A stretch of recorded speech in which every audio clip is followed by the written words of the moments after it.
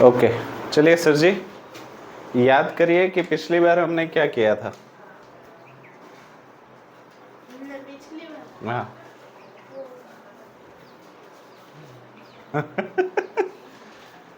क्या किया था पिछली बार? एक्सपोनेंट स्टार्ट हाँ, किया था। स्टार्ट करने के बाद हमने क्या किया था? एक्सरसाइज इंट्रोडक्शन नहीं किया था? थोड़ा बहुत इंट्रोडक्शन के बाद हमने नेगेटिव का इवन पावर पॉजिटिव और नेगेटिव का ऑड पावर नेगेटिव, ये कुछ किया था। बाद में हमने एक्सपांडेड फॉर्म किया था, मतलब पावर को रिपीटेशन में अगर 3 हो तो 3 बार लिखना है, 4 हो तो 4 बार लिखना है। उसके हिसाब से हमने सिंप्लीफिकेशन किए थे, एडिशन के सिंप्लीफिकेशन किए थे, मल्टीप्लिकेशन के सिंप्लीफिकेशन किए थे। इतना याद है? अभी थोड़ा और आगे बढ़ते हैं। Power of a rational number, जैसे कि अगर p अपॉन q कोई रैशनल नंबर है। रैशनल नंबर तो तुम जानते हो ना, रैशनल मतलब ऐसे नंबर्स जिसको p अपॉन q के फॉर्मेट में हम लिख पाए। p मतलब numerator to the denominator format. तो मान लो कि ये 2/5 है ना, तो ये रैशनल नंबर है। तो अगर रैशनल नंबर के ऊपर कोई हम पावर दे तो इसको याद रखना है, कद्दू कटेगा तो ये पावर जो है वो ऊपर वाले को भी मिलेगा और नीचे वाले को भी मिलेगा। तो p power m upon q power m। ठीक है। अभी दूसरा, reciprocal of a rational number. अगर रैशनल नंबर को हम रेसिप्रोकल करें तो नॉर्मल रैशनल नंबर को रेसिप्रोकल करना मतलब 1 के नीचे डाल देना। फॉर एग्जाम्पल अगर 2/5 हो तो तुम्हें याद है वो N D D D D N याद है?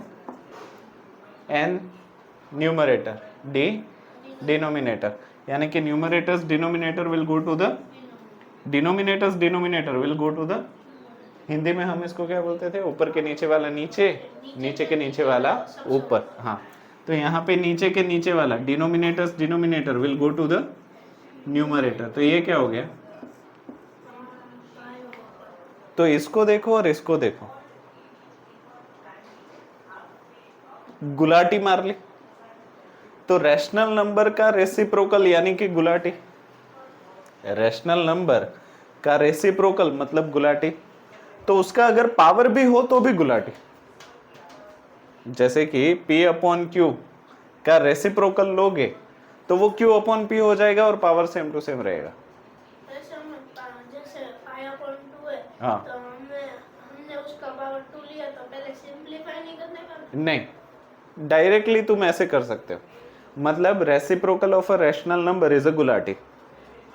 रेसिप्रोकल ऑफ अ, हाँ बोलो बोलो। यहाँ पे p/qm है तो क्यों अपन? 1 नहीं है? नहीं, क्यों? क्योंकि 1 डिवाइड करके भी आंसर तो सेम ही रहेगा ना। 5 डिवाइड बाई 1 क्या होगा? 5। 2 डिवाइड बाई 1 क्या होगा? तो डिवीजन में 1 की कोई वैल्यू ही नहीं है, तो लिखो या ना लिखो एक ही बात है। अब समझ में आ गया? पक्का? तो ये 2 रूल्स लिख लो, उसके बाद कुछ प्रॉब्लम्स करवाता हूँ।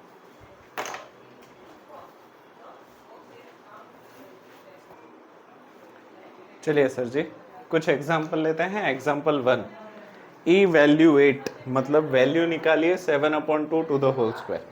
जस्ट अभी हमने सीखा कि अगर रैशनल नंबर का पावर हो तो कद्दू कटेगा तो सब में बटेगा। तो इसका आंसर क्या आ जाएगा?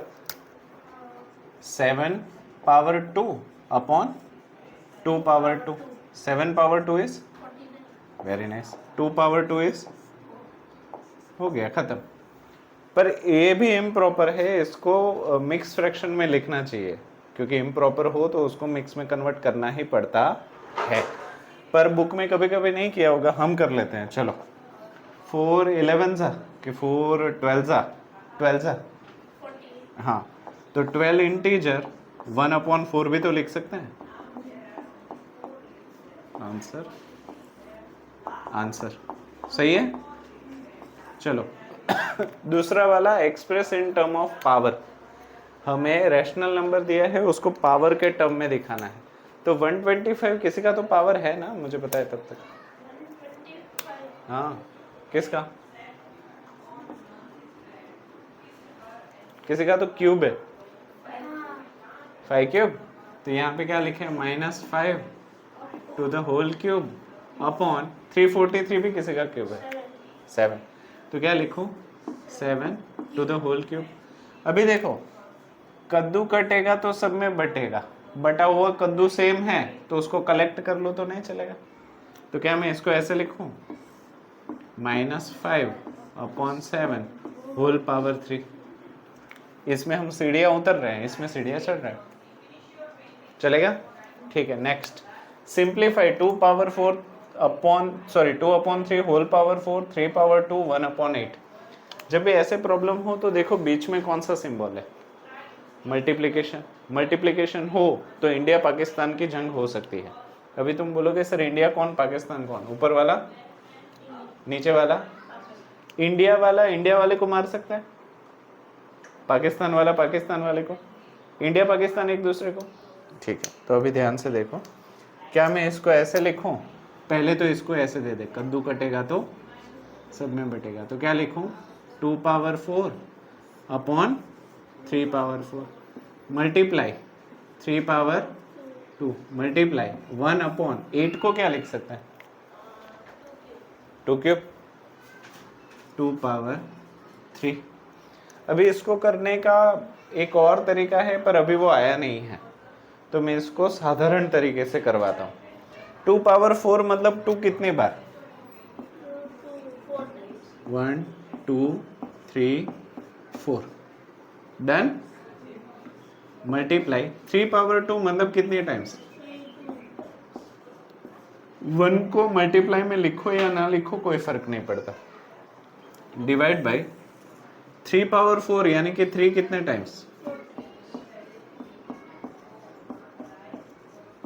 मल्टीप्लाई 2 पावर 3 यानी कि 2 कितने टाइम्स। ऊपर है इंडिया नीचे है पाकिस्तान, युद्ध करवाएं तो यहाँ पे एक सैनिक गया, यहाँ पे गया, यहाँ पे गया, यहाँ पे गया, यहाँ पे गया, यहाँ पे गया, फिर यहाँ पे 3, यहाँ पे 3, यहाँ पे 3, यहाँ पे 3, और कोई नहीं ना, तो आंसर क्या आया, ऊपर 2 और नीचे 3 पावर 2 3 स्क्वायर, तो which is equals to 2 upon 9। तो अनफॉर्चुनेटली पाकिस्तान जीत गए, पाकिस्तान के 9 सैनिक बचे, हमारे 2 ही बचे, तो ये है हमारा आंसर। ना समझ आया हो तो बताओ पक्का, तो ये 3 करो, उसके बाद और 2 करवाता हूँ।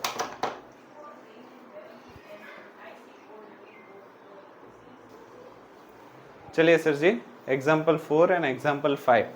एग्जाम्पल 4 कह रहा है right reciprocal of 2 upon 3 to the whole power 2। बताओ, डायरेक्ट ही बताओ, कुछ करने की जरूरत ही नहीं। Very nice, 3 upon 2 whole power 2, बाद में कद्दू कटेगा तो 3 power 2 2 power 2 which is equals to, सही है, ठीक है। Next evaluate 4 upon 2 plus 3। अच्छा, क्या तुम्हें शुरू करने से पहले बताओ इसमें इंडिया पाकिस्तान का युद्ध हो सकता है? क्यों नहीं?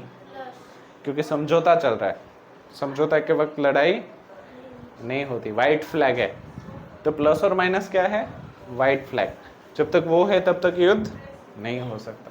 तो चलो सिंप्लीफिकेशन करवाओ, 4 पावर 2 इज 4 मल्टीप्लाई 4 ऐसे लिख दो, डिवाइड बाय 3 प्लस कद्दू कटेगा तो सब में बटेगा, तो यहाँ पे भी ऐसे लिखूं 4 power 2 upon 3 power 2, 4 into 4 upon 3 plus 4 power 2 upon, दोनों का बेस सेम है, अलग है, अगर अलग बेस हो तो क्या कर सकते हैं, या फिर क्रॉस मल्टीप्लाई, दोनों कर सकते हैं। फिलहाल हम एलसीएम करेंगे, तो 16 upon 3 multiply dash bracket close plus 16 upon 9। 3 को 9 बनाना है, 3 से डिवाइड 3 से मल्टीप्लाई, 16 3 जा 3 3 जा plus 16 upon 9। 9 9 denominator base common, तो यहाँ पे 9, ऊपर क्या आ जाएगा 48 plus 16। What is 48 plus 16? 48 plus 16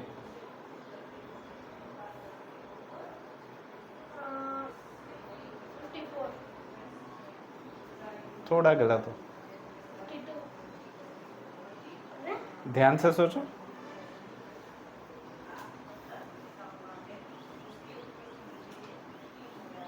sixty four, हाँ 64 अपॉन 9, यही आंसर होना चाहिए, पर हमें पता है कि फ्रैक्शन कभी भी इम्प्रॉपर नहीं होने चाहिए। तो इसको कट करके बताओ मुझे कितना हो जाएगा।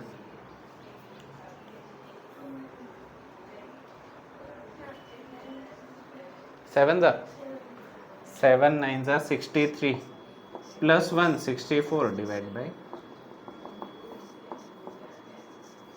सही है, पक्का, ठीक है। अभी एक्सरसाइज है पूरी इसी के ऊपर, कोशिश करो, नहीं हो तो मैं करवाता हूँ।